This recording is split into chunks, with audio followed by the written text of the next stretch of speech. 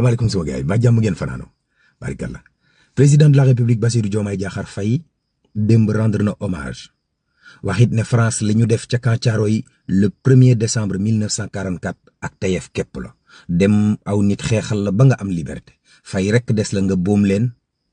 wute nag joxe gâteau yi leen daan jox de kon ministre France bi fi France yebal di Jean-Noël Barrot dal ne massacre la France nangu na ko pour tirailleurs yi waaye nangu na ko pour moom te dinañ def seen kéemtalaay kàttan ba loolu ñu faase ko ba dëgg feeñ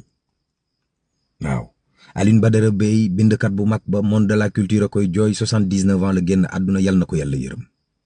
assemblée nationale tey lay ubbi